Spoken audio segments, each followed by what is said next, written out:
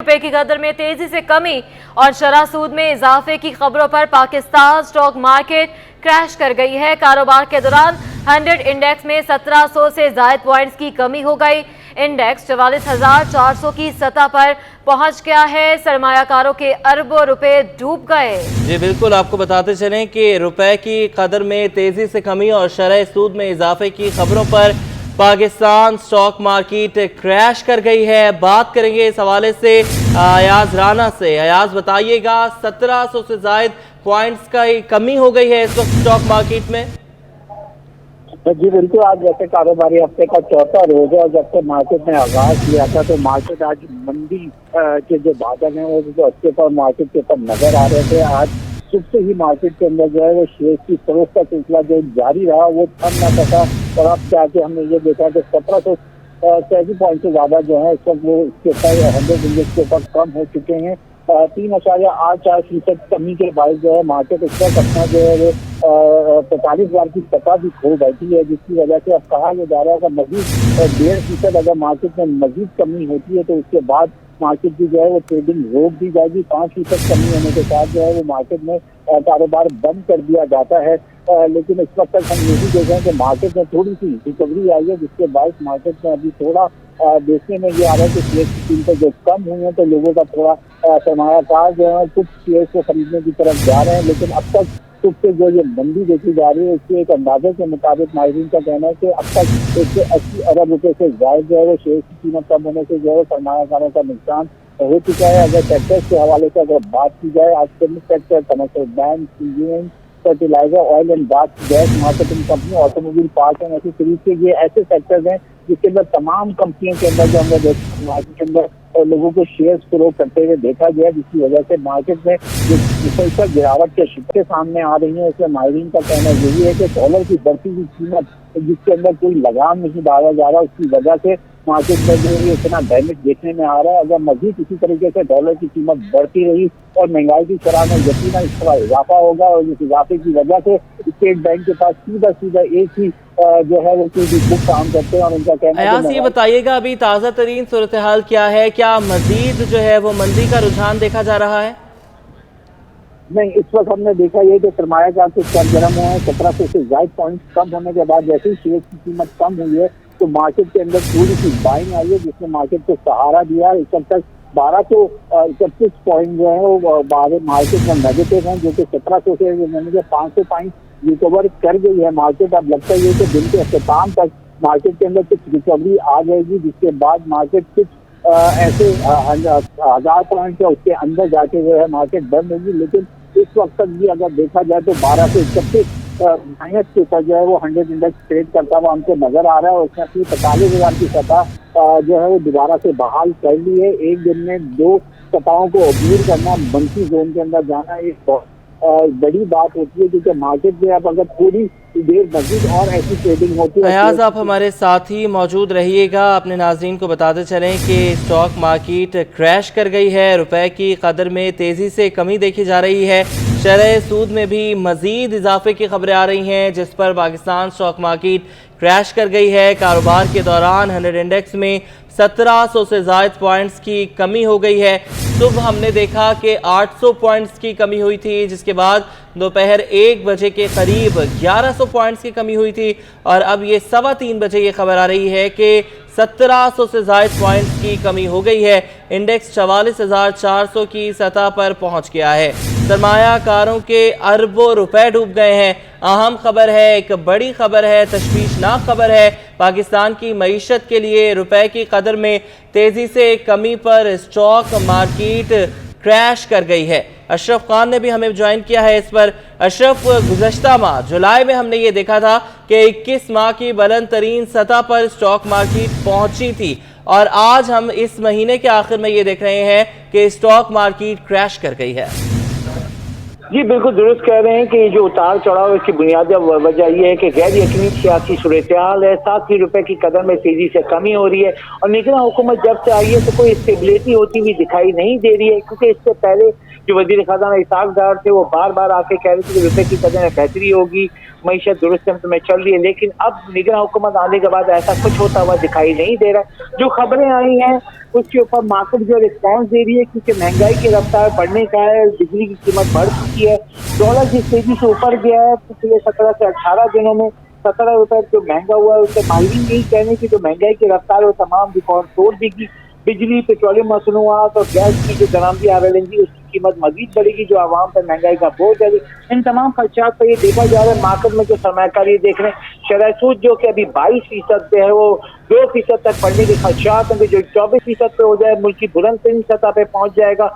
Industry इस वक्त चल नहीं रही है, लार्ज स्केल मैन्युफैक्चरिंग की पैदावार 50% रह गई है, और जो शेयर की कीमत अगर आज देखी जाए तो 100 इंडेक्स जो है 1800 पॉइंट के करीब गिरी थी, उसके बाद रिकवरी हुई और 1263 पॉइंट की इस वक्त मंदी है।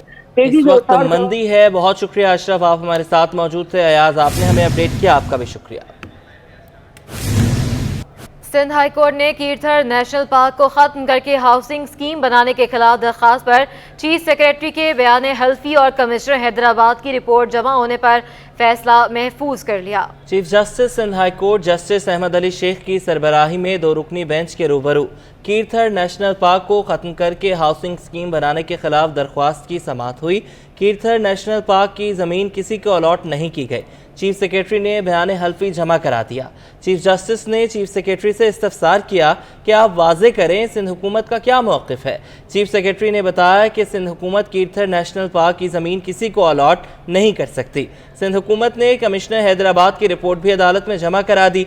रिपोर्ट में बताया गया कि कीर्थर नेशनल पार्क की ज़मीन मुकम्मल तौर पर महफूज है। एडिशनल आईजी कराची जावेद आलम उर्हो इन एक्शन डिफेंस थाने में मौजूद कंट्रोल रूम में नस्ब किए गए सीसीटीवी कैमरों का जायजा लिया। NPR कैमरा गाड़ियों की नंबर प्लेट की तफसीलात हासिल करने की सलाहियत रखता है, जबकि तस्वीरों की शिनाख्त के लिए मखसूस सॉफ्टवेयर भी इंस्टॉल किया गया है।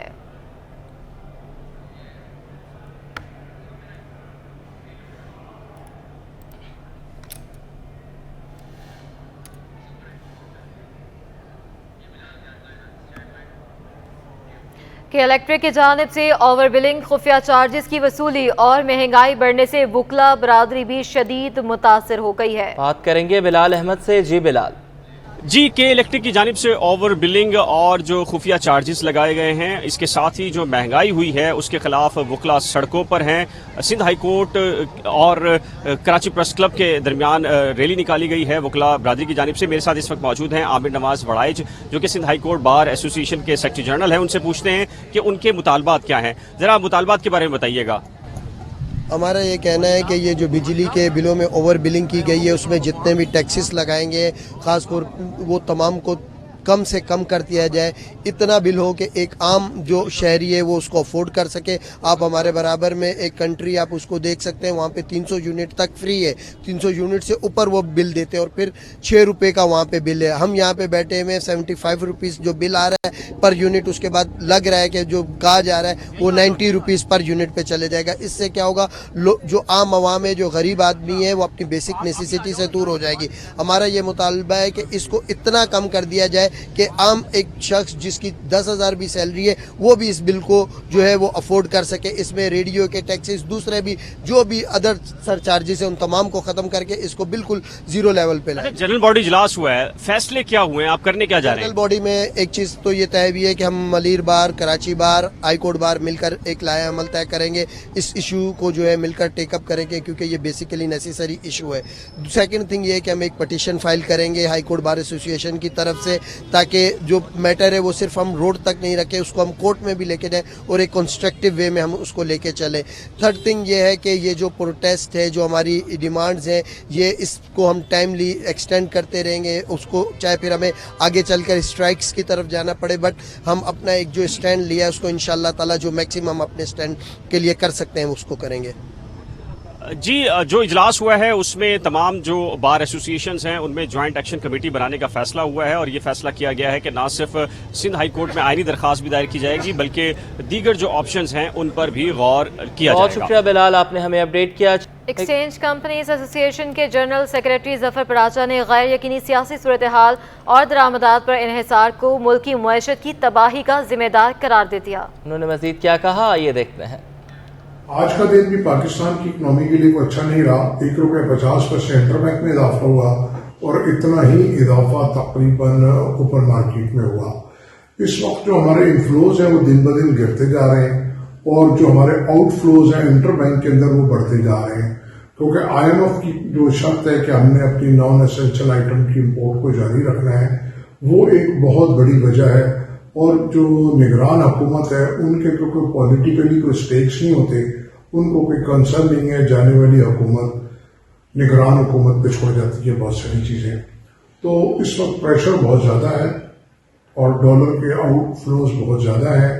विदाउट डिफॉल्ट हमारा जो डॉलर है श्रीलंका से ज्यादा महंगा हो गया है।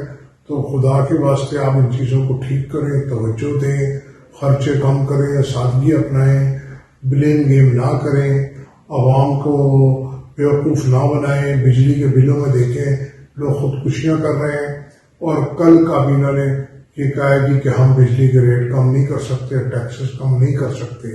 तो भाई खुदा के वास्ते पाकिस्तान एक बेहतरीन मुल्क है, बेहतरीन माशी इशारियाँ हैं इसके। इस वक्त हुकूमत को चाहिए सादगी अपनाए, किफायतशारी अपनाए, करप्शन को कंट्रोल करे, नहीं तो फिर खुदा ना करे हमारा जिक्र भी ना। नेवल स्पोर्ट्स कॉम्प्लेक्स में कौमी इंटर डिपार्टमेंट बॉक्सिंग चैंपियनशिप जारी है। जावेद इकबाल अपडेट करेंगे। जी मैं इस मौजूद नेवल स्पोर्ट्स कॉम्प्लेक्स कारसाज में, जहाँ पर कौमी इंटर डिपार्टमेंटल बॉक्सिंग चैम्पियनशिप जारी है और मुख्तलिफ फ़ाइट्स हो रही हैं। रोज़ाना बॉक्सर एक दूसरे को नॉकआउट करने में मसरूफ़ हैं। हमारे साथ नेवी के बॉक्सर मौजूद हैं जो अभी क्वार्टर फाइनल में फ़ातेह बन के ये सेमीफाइनल में क्वालिफाई कर चुके हैं। हम इनसे बात करेंगे। क्या नाम है आपका? अस्सलाम वालेकुम, मैं बहुत शुक्रिया गुजार हूँ आपका, आपने हमें टाइम दिया। मेरा नाम केसर अली कलंदर है, मेरा ताल्लुक़ पाकिस्तान नेवी से। मैं लाइट हेवी वज़न में आज क्वालिफाई कर चुका हूँ पाकिस्तान नेवी की तरफ से और पाकिस्तान बॉक्सिंग फेडरेशन को हरा दिया। इंशाल्लाह आगे में मेरा फाइट पुलिस से, तो मैं क्वालिफाई करूँ फाइनल के लिए, जीत जाऊँ, पाकिस्तान नेवी को गोल्ड मेडल दूँ। नेवी हरा देगी पुलिस के खिलाड़ी को इंशाल्लाह। हमारा ट्रेनिंग बहुत सख्त है, हमारे साथ हमारे कोच है सीनियर, और हमें बहुत ट्रेनिंग देते और अल्लाह से उम्मीद है, भरोसा, इंशाल्लाह ज़रूर जीतेंगे। ये कोच भी हमारे साथ मौजूद हैं नेवी के। क्या स्ट्रेटजी होती है तैयारी के लिए, क्या प्लान होता है, क्या फोकस करते हैं? अस्सलाम वालेकुम जी। ट्रेनिंग के हवाले से तो ये है कि लड़कों को डेली सुबह और शाम ट्रेनिंग करवाई जाती है और उसमें जो है उनकी खुराक का भी ख्याल रखा जाता है।